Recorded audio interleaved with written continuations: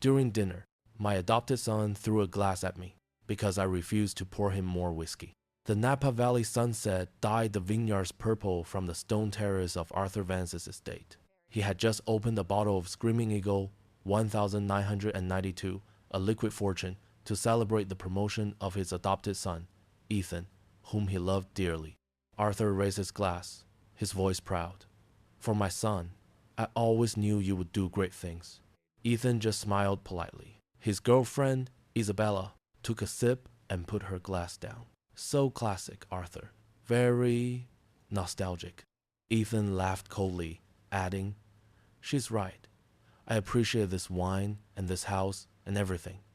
He looked straight into his father's eyes, his voice cruel. "But make no mistake, this isn't love. This is an investment you made when your first project failed." I guess 99% of you will hear this, sigh and scroll past, not clicking, like or subscribe.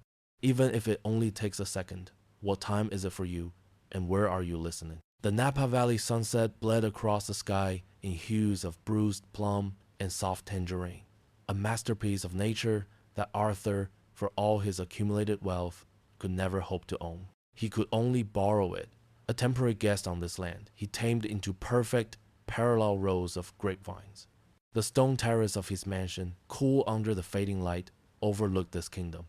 Crickets had begun their evening symphony, a gentle, rhythmic chirping that usually soothed his soul. Tonight, however, it felt like the ticking of a clock he couldn't place. At the head of the delicately set table sat his son, Ethan. His son, the words still brought a warmth to his chest, a quiet pride that felt as deep and complex as the wines aging in his cellar. Ethan, with his sharp jawline and effortlessly perfect hair, looked every bit the part of the rising star he'd just become. A promotion. Vice president at 31, Arthur had always known, from the moment he and Eleanor had first held that small, startled boy, that he was destined for great things. Tonight was for celebrating that destiny. With the reverence of a priest handling a holy relic, Arthur presented the bottle. Screaming Eagle, Cabernet Sauvignon, 1992, he announced, his voice thick with the pride of a collector and the love of a father. "Your mother and I bought this the year we brought you home. We said we'd save it for a day that truly mattered, a day that would have made her burst with pride." He worked the corkscrew with practiced hands, the gentle pop of the cork releasing a breath of history into the fresh evening air. It smelled of dark cherries, old leather, and whispered promises. He poured a generous measure into 3 glasses, the deep ruby liquid catching the last rays of sunlight. He raised his glass first, his eyes, crinkled at the corners from years of smiling, fixed on his son. "For my son? On his promotion?" Arthur's voice was full, brimming with a genuine, unvarnished joy. "Your mother and I, we always knew you'd do great things." He expected a reciprocal warmth, a shared moment of memory and triumph. Instead, Ethan offered a smile that was technically perfect, but functionally empty. It was a quick, polite flash of white teeth that didn't disturb the placid surface of his face. He picked up the glass, a vessel holding 3 decades of love and patience, and took a sip. Then, with a casualness that felt like a slap, he set it down nonchalantly on the white linen tablecloth. Beside him, Isabella, his girlfriend of 6 months, picked up her glass with more performative grace. She was a woman who seemed assembled from the pages of a luxury magazine, all sharp angles, expensive fabrics, and an air of detached assessment. She swirled the wine, holding it up to the light not with appreciation, but with the critical eye of an appraiser. Her smile, when it came, didn't reach her eyes. They were too busy scanning the sprawling estate, calculating its worth. "It's nice, Arthur. Very classic," she said, the last word, landing with a faint damnation of something one might find in an antique shop. Interesting but irrelevant. "But have you tried the new biodynamic blends from Opus One? They're what everyone's talking about now. It's a completely different philosophy of winemaking, more aligned with the future." A subtle ripple of unease disturbed the placid pool of Arthur's happiness. He looked from Isabella's coolly evaluative face to Ethan's, hoping to find an ally, a shared sense of indignation at this dismissal of a legend. But Ethan just nodded in agreement. A puppet, on a string Arthur hadn't seen before. "She's right, Dad," Ethan said, his tone one of gentle correction, as if explaining a new app to a technologically challenged parent. "We need to look forward, not back." He gestured vaguely with his hand, encompassing the bottle, the vineyard, the very legacy Arthur had built. "This is great, but it's your generation's success story. I'm writing my own." The words were not overtly cruel, yet they landed like stones in Arthur's gut. "Your generation's success story, not our foundation, not the springboard from which you launched." It was a quiet, brutal severing of the past. The precious bottle, a symbol of heritage and a love that had outlived his wife, was suddenly relegated to a museum piece. Classic, outdated. The cracks in the perfect evening began to show, fine as a spider's web at first, but threatening to shatter the entire facade. Arthur felt a sudden chill, a coldness that had nothing to do with the evening breeze rolling in from the Vaca Mountains. He had spent a lifetime creating this foundation for his son, a launchpad of opportunity and unconditional support, all building the loving memory of Eleanor. He saw Ethan's life not as a separate story, but as the triumphant next chapter of their family's narrative. The thought that Ethan saw it as something to be escaped from, a history to be discarded like a classic bottle of wine, was a betrayal so profound it left him breathless. It was an unintentional cruelty, perhaps, but that almost made it worse. It implied the foundation Arthur had dedicated his life to building was so insignificant in Ethan's mind that he didn't even recognize its value. He was a young man so desperate to escape the shadow of his father, he was willing to burn down the very house that had sheltered him. Arthur looked at his son, truly looked at him, past the handsome, successful veneer. The pride and warmth that had filled his chest just moments before had evaporated, replaced by a vague, unfamiliar pain. Ethan was talking about his future, gesturing animatedly as he described a new venture, a new philosophy, a new life he was building with Isabella. But in his eyes, Arthur saw a void where our shared past should have been. The boy he had raised, the child he and Eleanor had poured all their hopes into, was gone.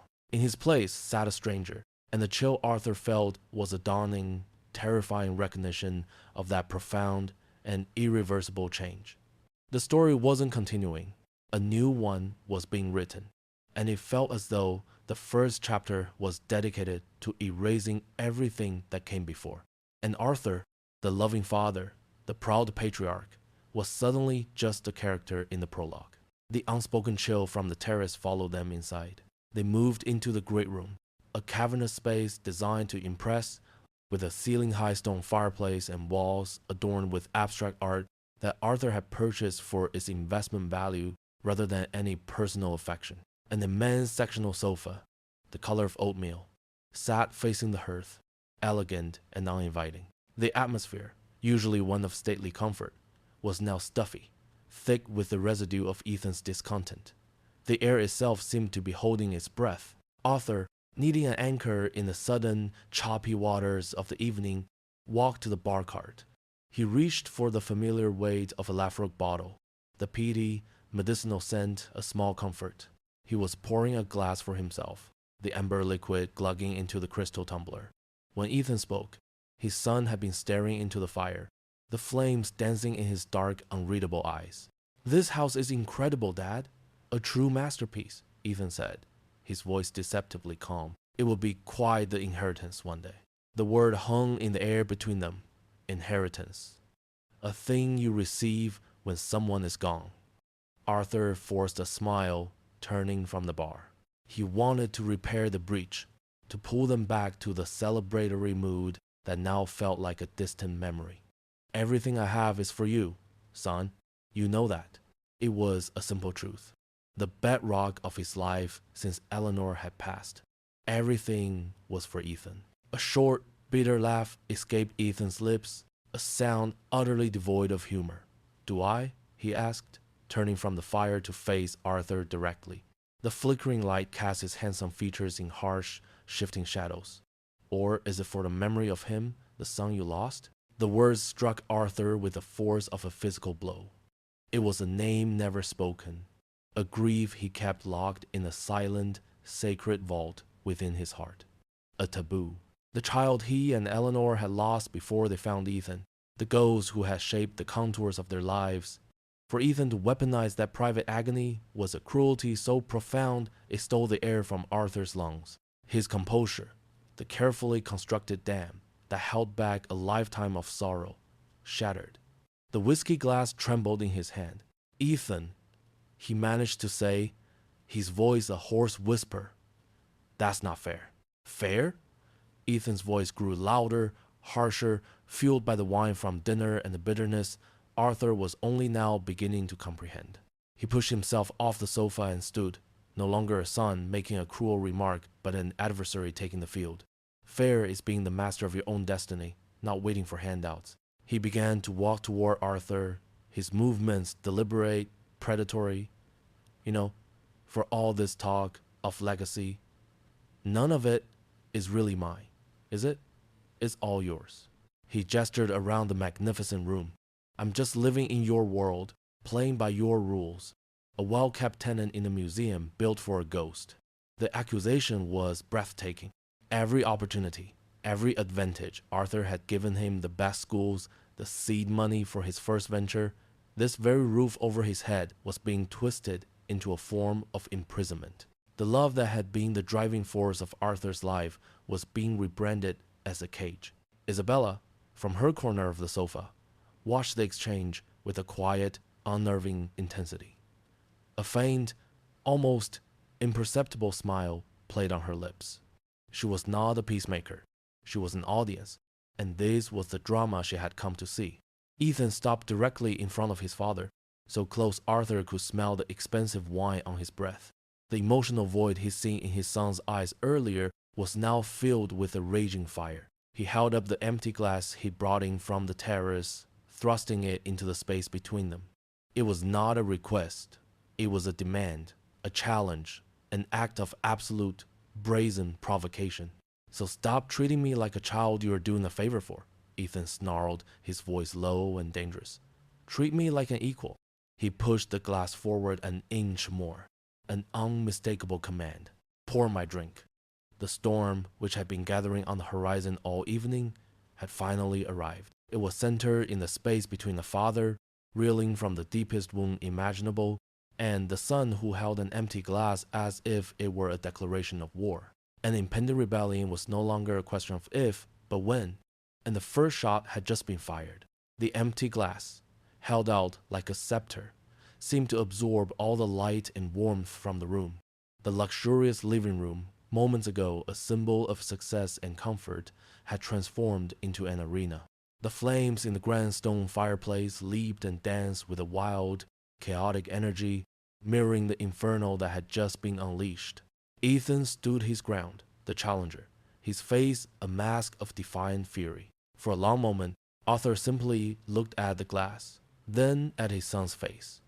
The demand was so outrageous, so profoundly disrespectful, that it transcended mere insult. It was a complete redefinition of their relationship. Arthur felt the ghost of his lost son, the secret sorrow that Ethan had so cruelly exhumed, standing between them. And in that moment, something within him solidified. He would not be this boy's servant. With a slow, deliberate movement that felt weighted with decades of unspoken grief, Arthur set the Lafroig bottle down on the polished wood of the bar cart. His voice, when he spoke, did not shake with fear, but with the tremor of a deeply fractured heart. I chose to love you, Ethan, he said. The words quiet, but carrying the immense weight of his life's central truth. That's all I ever did. It was not the angry denial Ethan had expected. It was an answer of pure, wounded love. And it was precisely this that acted as the final accelerant on his rage. To Ethan, it wasn't an affirmation. It was an invoice, a reminder of a debt he never wanted to acknowledge, a debt he felt he could never repay. Love? He spat the word out, a harsh, ugly sound. He laughed, a chilling, joyless bark that echoed in the high-ceilinged room. No, you chose a replacement for him, a project, someone to fill the empty space. He took a step back, his eyes burning with a righteous, victimized fire. Well, the project is done, being grateful. He lunged for the bar cart, snatching the Lafroy bottle himself. I'll serve myself. Instinct took over. Arthur stepped forward, not in anger, but in a desperate, paternal attempt to stop the spiral. He placed his hand gently over Ethan's on the bottle. That's enough. That touch, meant to soothe, was the final spark. It was a physical boundary, a quiet assertion of authority that Ethan could not tolerate. He recoiled as if burned. "Don't you touch me!" he screamed, his voice cracking with the strain. He wrenched his hand away, and in the same fluid, violent motion, his arm drew back. His face was contorted, unrecognizable. "You chose to bring me here! You owe me! Servants must obey their masters!" And the glass flew. Time seemed to warp, stretching the moment into an agonizing slow-motion tableau. Arthur saw the heavy crystal tumbler, a piece from a set he and Eleanor had received as a wedding gift, spinning through the air. He saw the amber whiskey sloshing inside, a golden comet trailing its tail. He saw Isabella's hand fly to her mouth, her eyes wide with a spectator's shock, not a loved one's horror. The glass didn't shatter against the stone fireplace as he might have expected. It connected with his face, just above his temple, with a sickening, soft thud. The impact sent a jolt of white-hot pain through his skull. For a second, there was only a stunned silence, broken by the tinkle of the glass finally falling and shattering on the hearthstones. Then, the chaos resumed. "Oh my God, Ethan!" Isabella was on her feet, but she didn't move toward Arthur. She scurried to Ethan's side, grabbing his arm. "Let's go. We have to go." "He's just drunk, Arthur. He didn't mean it," she muttered. A stream of useless, panicked nonsense. Her only instinct was to escape, to remove herself and her volatile boyfriend from the scene. She wasn't helping. She was fleeing the consequences, pulling Ethan with her up the grand staircase. She didn't look back. Arthur stood alone in the sudden, deafening silence. He raised a trembling hand to his temple and felt the warm, sticky wetness of his own blood. The physical pain was sharp, but it was a distant echo of the gaping wound that had been torn open in his soul. He was not just attacked, he was negated. His fatherhood, the very core of his identity for 3 decades, had been violently denied. He looked at the scattered shards of crystal glittering amongst the embers in the fireplace. He looked at the dark droplets of his blood staining the pale, expensive rug. The fire crackled softly, a sound that had always meant home, warmth, and family. Now, it just sounded like something breaking. He finally understood. His son's brutal accusation hung in the air, thick as smoke. "You chose a replacement." Arthur stared into the flames, a terrible, clarifying truth dawning on him. He was wrong. I never saw him as a replacement. But tonight, I saw what had replaced the boy I raised. A bitter, angry stranger. The terrible truth landed with the finality of a death sentence. His love had not been enough. His love had failed. Standing alone in his magnificent, empty house, bleeding from a wound inflicted by the son he had chosen, Arthur felt the utter silence of a shattered life. The question was no longer what had gone wrong, but what terrible form the reckoning would take. The house was silent, a thick, suffocating silence that had swallowed the echoes of Ethan's rage and Isabella's panic retreat. Upstairs, in one of the guest suites he had so generously furnished, his son was likely sleeping, oblivious, the alcohol pulling him down into a dreamless void. Arthur didn't go upstairs. He didn't tend to the cut on his temple, where the blood had begun to dry into a stiff, dark crust. He walked, as if on autopilot, to the one room in the house that was truly his study. He closed the heavy oak door behind him, the quiet click of the latch, a definitive severing from the chaos outside. He breathed in. The air here was different, clean and sharp, with a scent of high-grade paper, graphite, and ink. This was his sanctuary. It was a minimalist, orderly space, a world of logic and precision.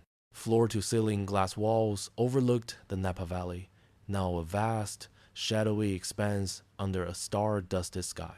In the center of the room stood a large, immaculate drawing board, scrolls of blueprints stacked neatly to one side. This was a world where problems had solutions, where stress points could be calculated and reinforced, where every line had a purpose.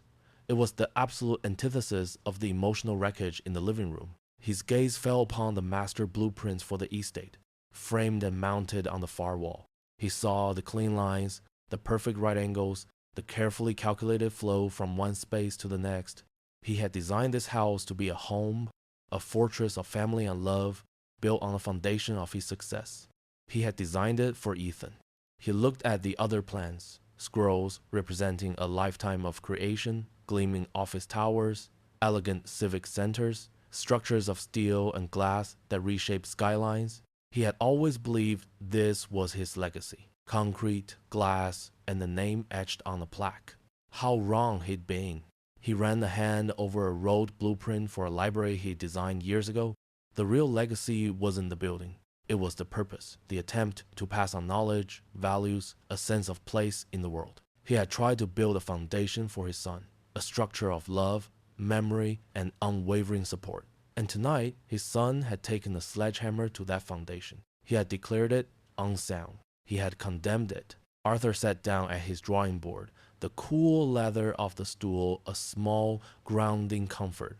He didn't unroll a fresh sheet of paper or pick up a pencil. He simply sat and stared out at the dark valley.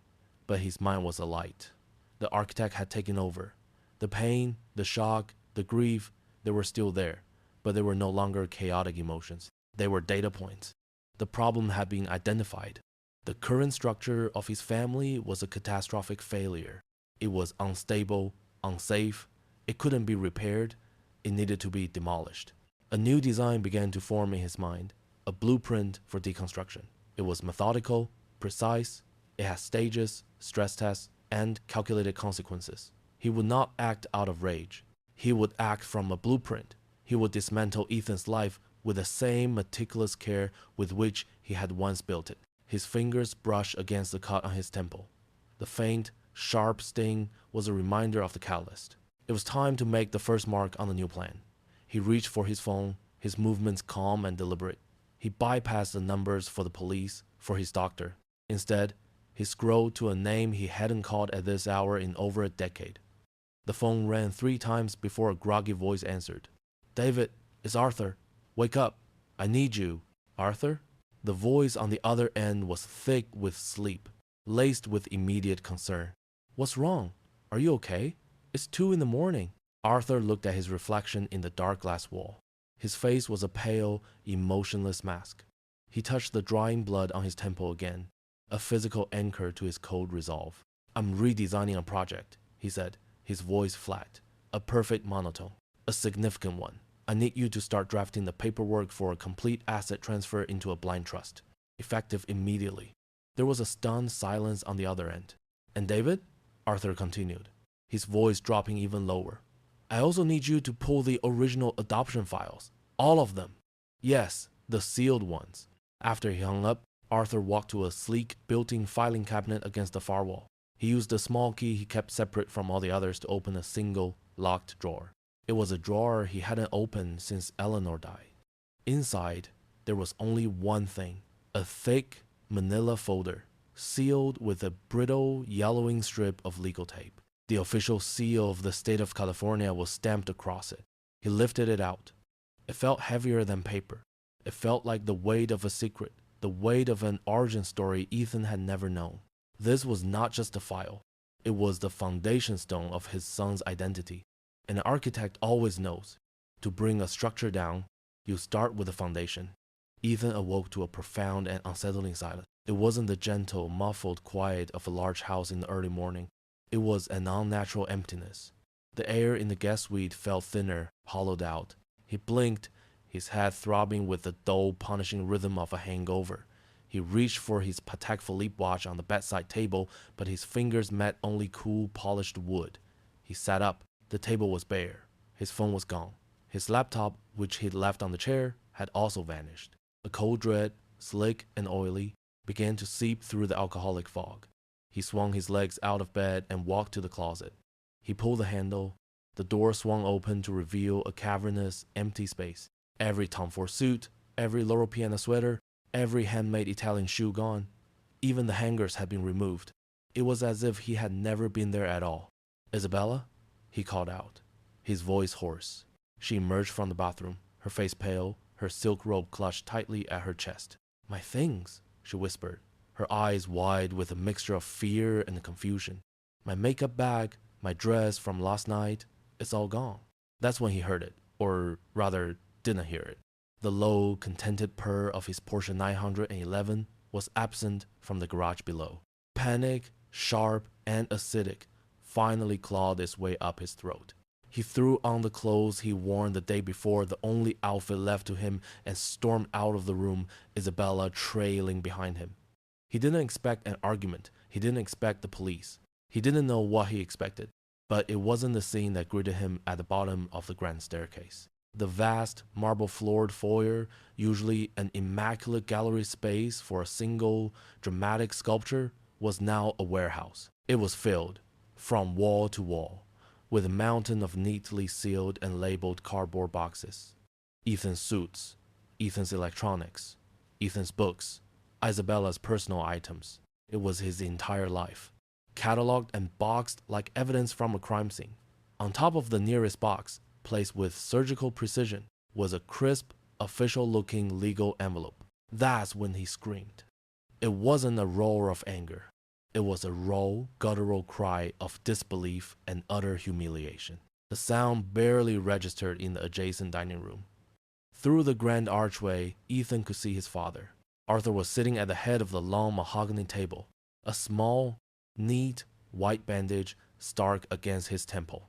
He was calmly drinking coffee and reading the Wall Street Journal. He didn't look up. "What is this? What the hell is this?" Ethan yelled, his voice echoing in the unnervingly empty space. Arthur took a slow sip of his coffee. He deliberately folded his newspaper and placed it beside his plate before turning his head.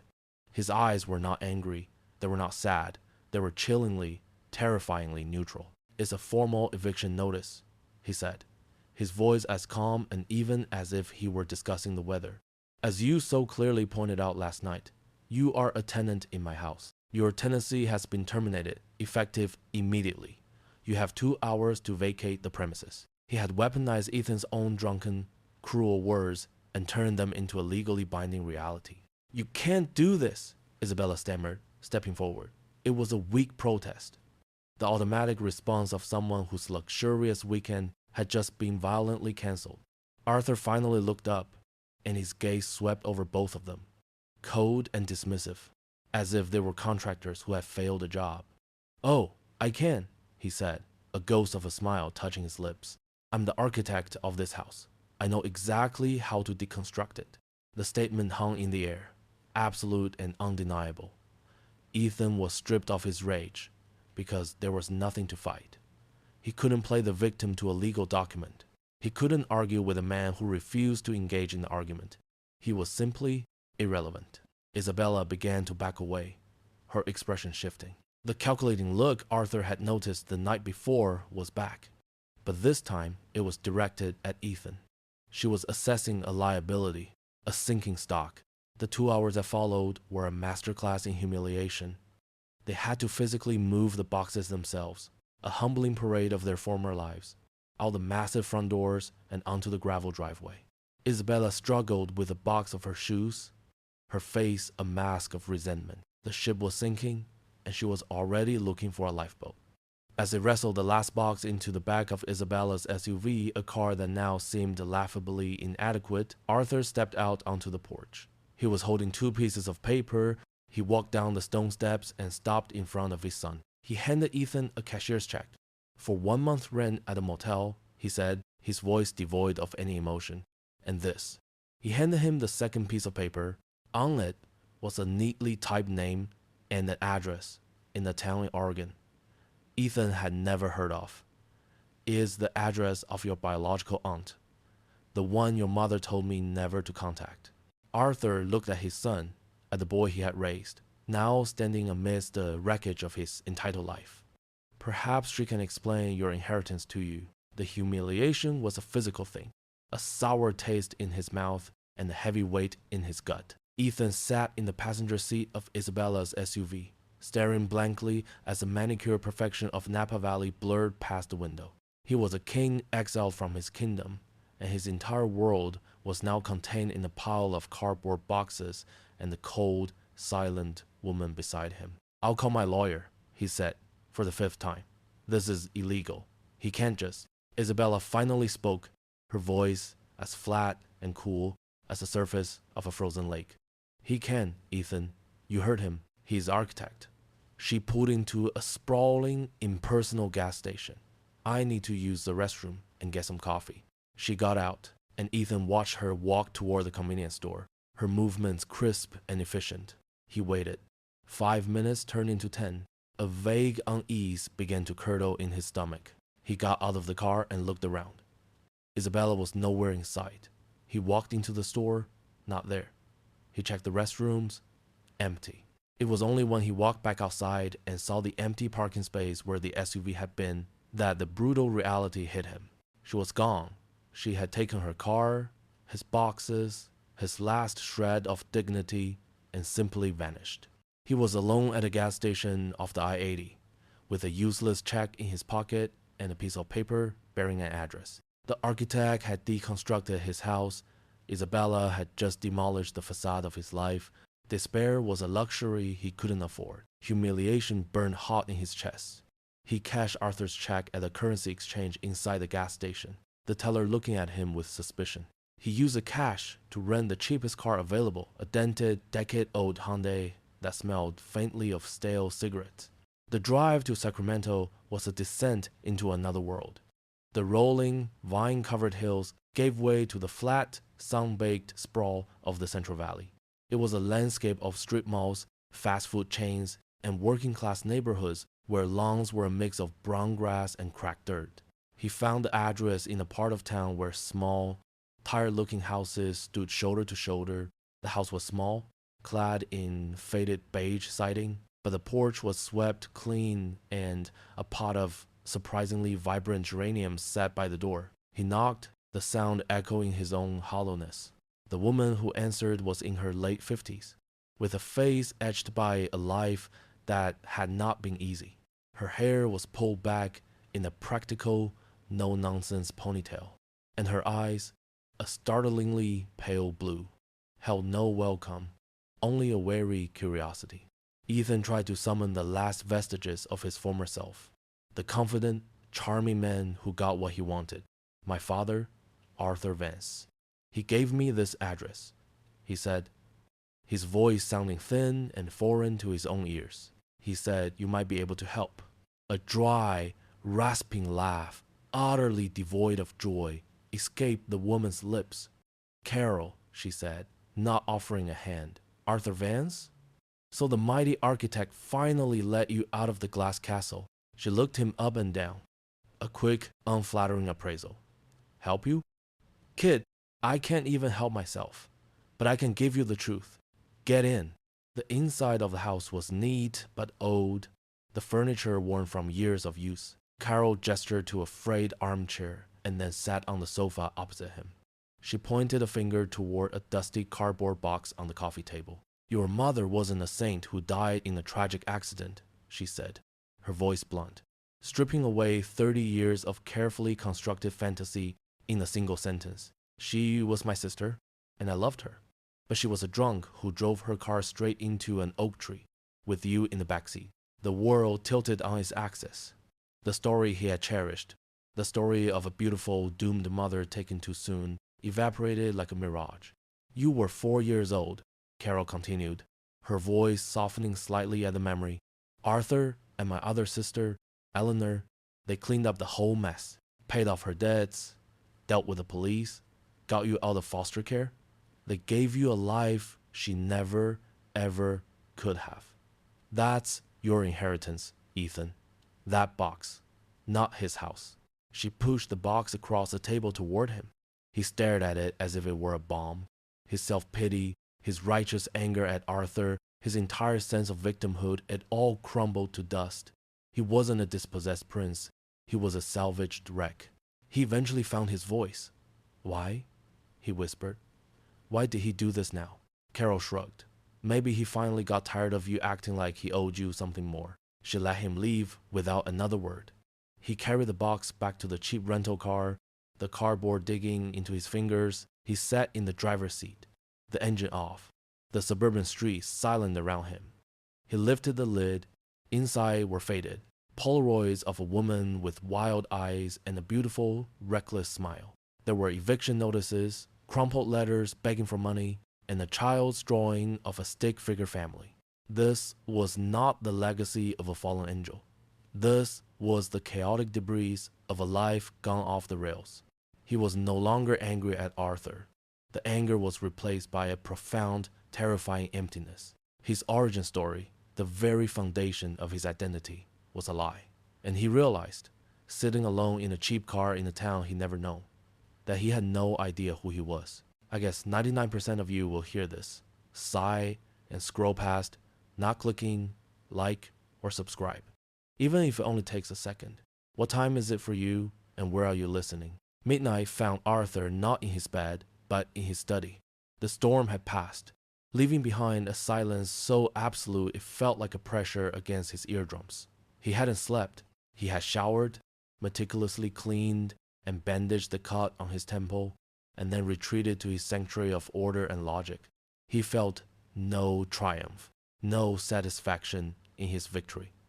Only the immense, crushing weight of responsibility. Sending Ethan away with a name and an address wasn't the final move on the chessboard. It was the opening gambit in a painful, high-stakes game. This wasn't revenge. It was a radical, desperate form of surgery, performed without anesthesia. The only light in the room came from the green glow of the banker's lamp on his desk, illuminating a constellation of financial documents spread across the polished mahogany. Arthur was embarking on a new project. There would be no steel, no glass, no concrete. The subject was his son. The blueprint was a scorched earth path to self-reliance. For 30 years, he had been an architect of buildings. Now, he must become the architect of a man. And the first phase of any new construction is demolition. His eyes fell on a silver-framed photograph on the corner of his desk, momentarily distracting him from the columns of figures on the screen. It was of him and Ethan, taken nearly 25 years ago. Ethan was a small, skinny 8-year-old with eyes that were too big for his face, wearing a yellow hard hat that kept slipping down over his forehead. They were standing on the dusty, skeletal framework of what would become a downtown library. Arthur remembered that day with a clarity that felt like a fresh wound. He remembered the boy's terror of the heights, the way his small hand had gripped his own with a desperate strength. "I won't let you fall," Arthur had promised him, his voice echoing in the unfinished space. "I will always build you a safe foundation." A bitter irony twisted in his gut. He had kept that promise too well. He had built a foundation so safe, so comfortable, so devoid of consequence, that Ethan had never learned to stand on his own 2 feet. He looked back at the screen, at the itemized statement for Ethan's Centurion card. It was a chronicle of a life without friction. A $12,000 charge at a boutique in Milan for a suit Ethan would wear once. A $5,000 dinner at the French Laundry. Thousands more on flights, hotels, and ephemeral luxuries. Arthur ran a weary hand over his face. "I gave him a safety net," he thought, the words forming with cold clarity in his mind, and he used it as a hammock. It's time to remove the net. Let's see if he learns to fly, or if he simply falls. With the steady hand of a surgeon about to make the first incision, he picked up the phone. His first call was to his private banker at JP Morgan, a man he'd golfed with for years. "David, it's Arthur Vance," he said, his voice calm, giving no hint of the late hour or the turmoil behind the call. "I need to make some immediate changes to my portfolio guarantees. Effective now, I am revoking my personal backing on all accounts and lines of credit associated with Ethan Vance. Yes, all of them. Please draw up the necessary documents for my signature in the morning." There was a moment of professional, stunned silence on the other end, but David knew better than to question Arthur Vance. "Of course, Arthur. I'll handle it personally." The next call was to American Express. He navigated the automated prompts with practiced patience. His voice betrayed no emotion as he spoke to the representative. "Yes, I'd like to cancel a supplementary cardholder. The name is Ethan Vance." He confirmed the security details, his own date of birth, his mother's maiden name, the foundations of his own identity. in order to dismantle his sons. Next, he turned to his laptop. His fingers moved across the keyboard, drafting a crisp, formal email to the leasing director at Porsche of Marin. It was a legally precise notification, citing the specific clause in the co-signer agreement that allowed for the termination of his liability. The car, he knew, would be repossessed within days. Each call made, each email sent, was another support beam being methodically removed from the structure of Ethan's life. He was closing credit accounts, dissolving trust fund disbursements, withdrawing the financial bedrock upon which Ethan had built his entire identity. He did it all with a cold, quiet efficiency, the emotional architect overriding the grieving father. This was not an act of rage. It was a controlled demolition. When the last email was sent, he pushed back from the desk, the silence in the room suddenly feeling heavier. His work was done. For now. He had set the wrecking ball in motion. His gaze drifted from the glowing screen to a corner of the study where old plans were stored in cardboard tubes. He walked over, his movement slow, and pulled one out. It was old, the paper yellowed and soft at the edges. He unrolled it on his drawing board. It wasn't a blueprint for a skyscraper or a sprawling Napa estate. It was a plan for a small, two-bedroom house, his very first commission project from over 40 years ago. A simple, humble design for a young family with a tight budget. The lines were clean, the structure sound, the foundations solid. It was a house built not to impress, but to endure. He traced the foundational lines with his index finger. Greatness, he realized, didn't come from scale or expense. It came from integrity, from a structure that could stand on its own. He stood there for a long time, alone in the midnight quiet, the glow of the lamp illuminating the blueprint of that small, honest house. He had torn his son's world down to the studs. Now, all he could do was wait and see if the boy he'd raised had a single, solid blueprint left inside him to build something new. The first blow landed, not with a bang, but with a quiet, digital beep of denial. It happened at a sterile, brightly lit pharmacy. Ethan, nursing a skull-splitting hangover and the raw nerve agony of his new reality, had placed a bottle of water and the largest bottle of extra-strength Advil on the counter.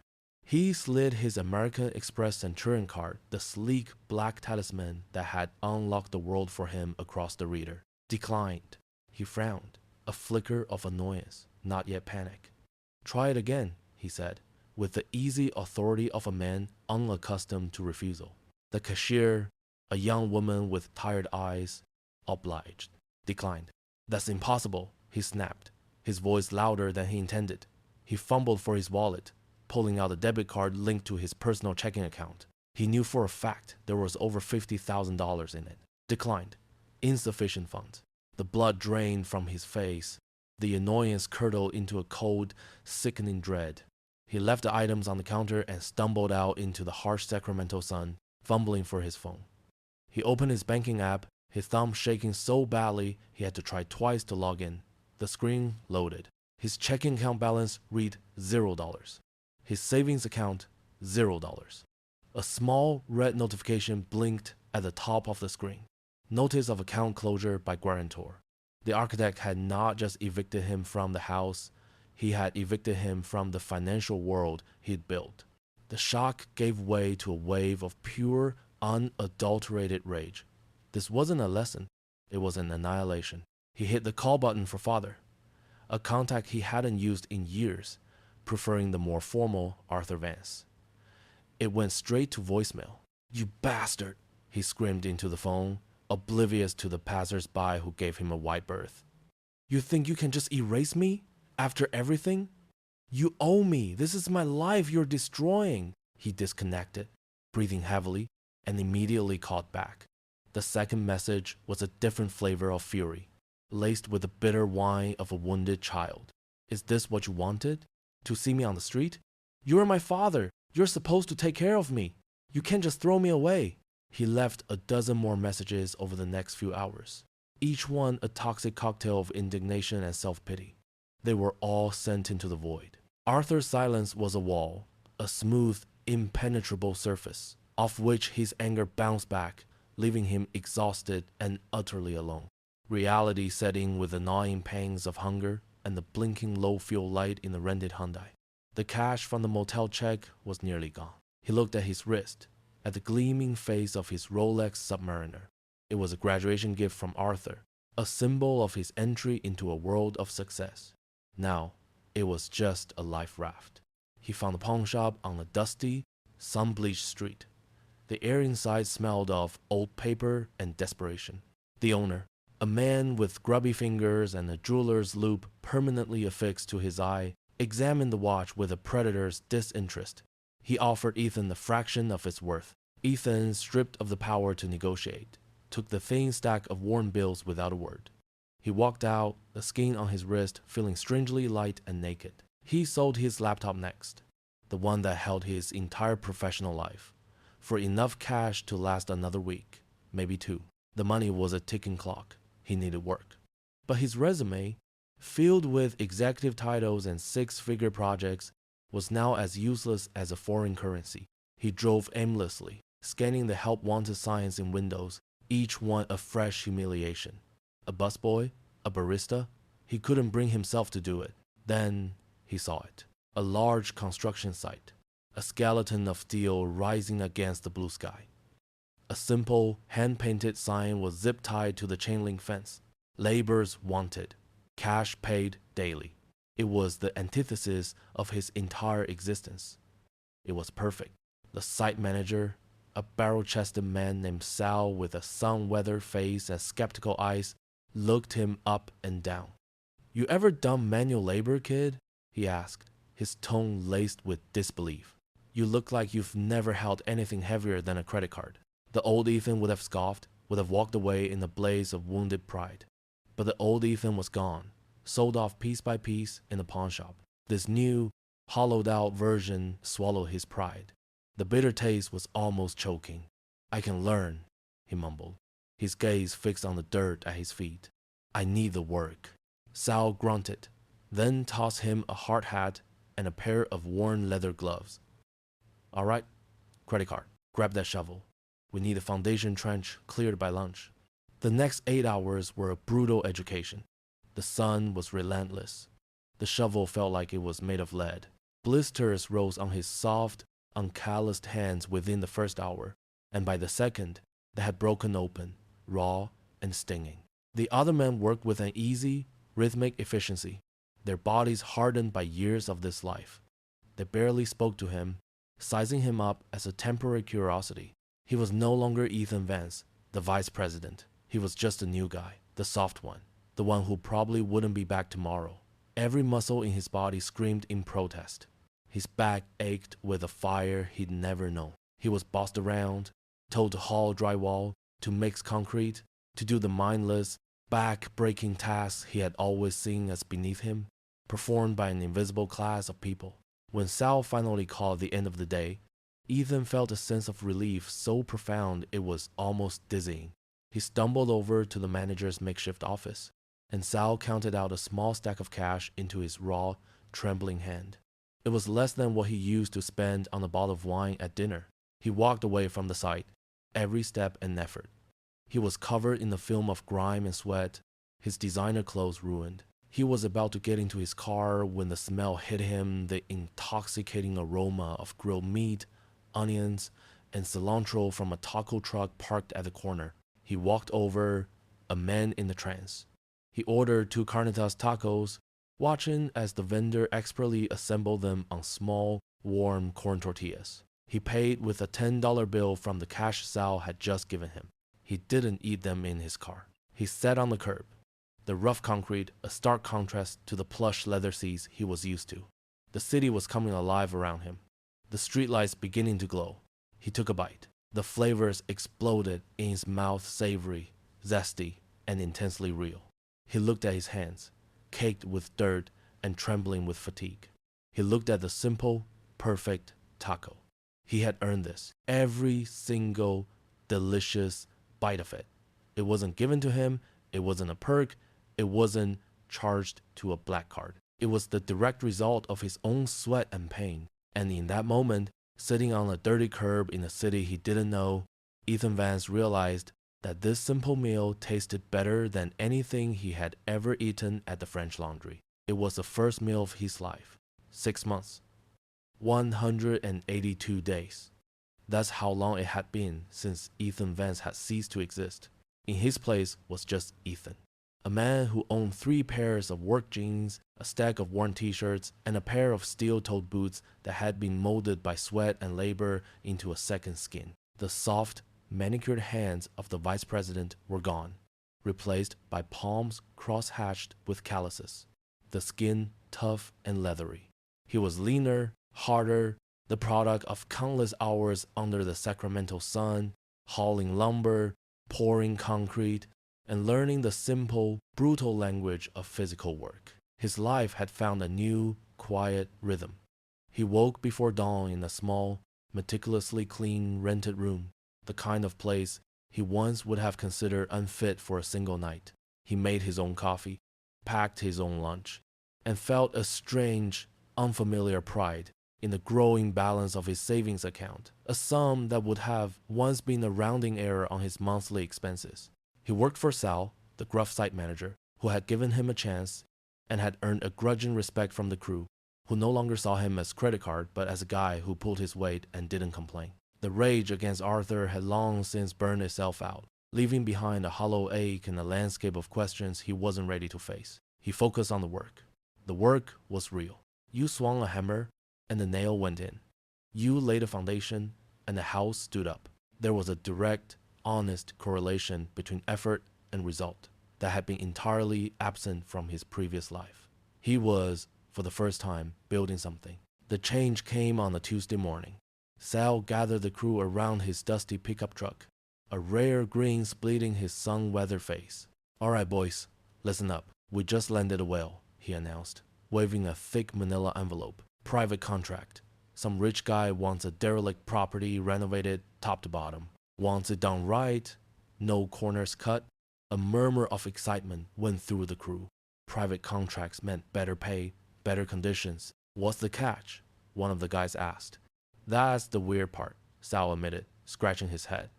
"Client's anonymous. All communication is through a lawyer. And he's paying way over the odds to fix up this wreck in a neighborhood that ain't exactly Beverly Hills. Sent over this old blueprints, said we have to follow them exactly. No deviations." Sal tossed a heavy scroll of paper to Ethan. "You're good with plans, figure this out." The drive to the site took them to a familiar part of town. As the truck rumbled down the street, a cold, unsettling feeling began to prickle at the back of Ethan's neck. He recognized the cracked sidewalk, the ancient oak tree whose branches hung low over the road. When the truck finally pulled to a stop, he stared out the window, his breath catching in his chest. He knew this house. It was a husk of a place, sagging and derelict. The paint was peeling in long, leprous strips. Weeds grew like green claws through the broken porch steps. The windows were dark, vacant eyes staring out at nothing. But beneath the decay, he could see it. The specific pitch of the roof, the placement of the front door, the ghost of a garden long since choked to death. This was the house from the faded Polaroids in his mother's box. His heart hammered against his ribs. It felt like a trap, a cruel joke orchestrated from afar. "Looks like a teardown to me," Sal grumbled, getting out of the truck. "Can't believe this guy wants to save it." Ethan stood frozen on the sidewalk, the crew bustling around him, unloading tools and generators.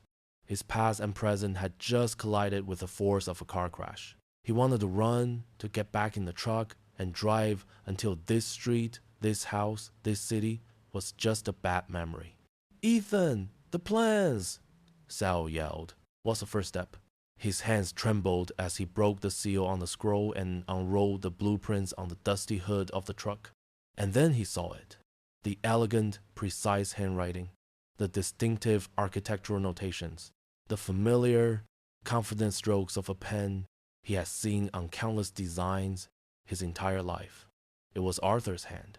The shock was a physical blow, knocking the wind out of him. He looked from the elegant, impossible blueprint in his hands to the broken-down house in front of him. It all snapped into place, a picture coming into devastatingly clear focus.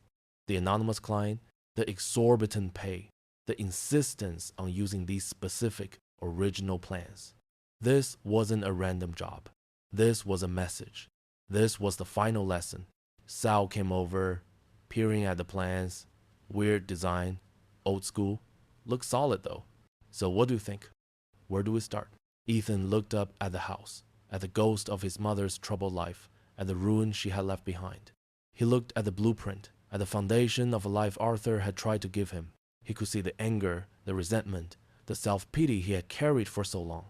And he realized it was just another form of rot, as destructive as the weeds strangling the house. He took a deep, steadying breath, the air thick with the smell of dust and decay. He was no longer a rich boy playing at being a victim. He was a builder. He knew what you did with a place like this. You didn't run from it. You didn't tear it down. You stripped it back to the studs. You found what was solid, and you started over. He rolled up the blueprint, the paper crinkling in his steady hand. He met Sal's gaze, his own eyes clear and resolved for the first time in his life. This isn't just a renovation, he said, his voice quiet but firm. It's a lesson about foundations.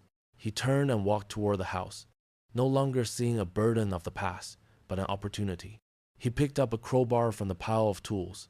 He was going to rebuild this place. He was going to make it right. He was going to do it himself.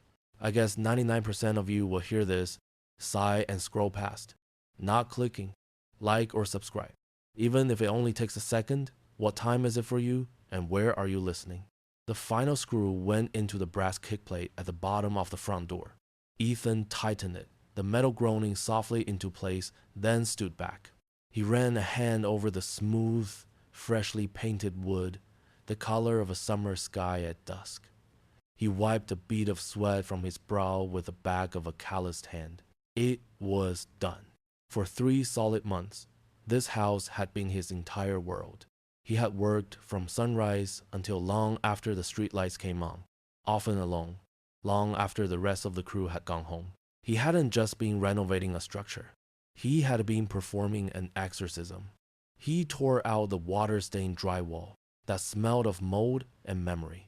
He ripped up the linoleum flooring, sticky with the ghosts of forgotten spills and sorrows. He stripped the house back to its very bones, its sturdy, long-suffering studs.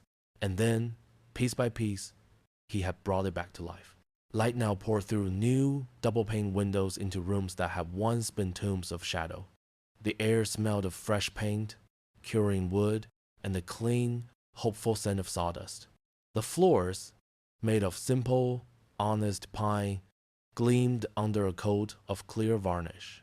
He had followed Arthur's old blueprints with the devotion of a monk illuminating a sacred text, and in doing so, had discovered a quiet beauty in their logic. This wasn't a palace built to impress. It was a home designed for living. It was solid. It was right. He stood in the center of the living room, a space now filled with a pale afternoon glow, and felt a stillness he had never known. The project was finished. Sal had been paid. The lawyer for the anonymous client had signed off on the final invoice. There was nothing left to do. He had no new orders, no next step. And in this quiet moment of completion, a familiar, cold dread began to creep in. What now? That's when he saw the car. It moved slowly down the street. A sleek, dark gray sedan that was as out of place in this neighborhood as a tuxedo at a construction site. It parked directly across from the house. Ethan's heart began to pound a slow, heavy rhythm against his ribs. He didn't move. He just watched as the driver's side door opened. Arthur Vance stepped out. He looked different. Thinner, perhaps. A little older. The year had etched new, finer lines around his eyes. He stood for a long moment on the opposite sidewalk, simply looking at the house, his face an unreadable mask. There was no anger in his posture, no triumph. He looked like an architect assessing a finished project. Ethan felt a lifetime of emotions surge through him. Shame, resentment, a flicker of the old anger, and something else. Something new and fragile. Pride. He didn't run, he didn't hide. He walked out the front door and stood on the new porch he had built with his own hands and waited. Arthur crossed the street, his expensive leather shoes making no sound on the pavement. The silence between them was immense, charged with the weight of everything that had been said and done and everything that hadn't. He stopped at the foot of the porch steps, his eyes not on Ethan, but on the house. "The work is complete," Ethan said, his voice steadier than he expected. It was a simple statement of fact. Arthur gave a single, slow nod. He walked up the steps and past Ethan into the house. He didn't ask for a tour. He began his own inspection. Ethan followed a few paces behind, his hands clenched at his sides. He felt like a student waiting for his final grade.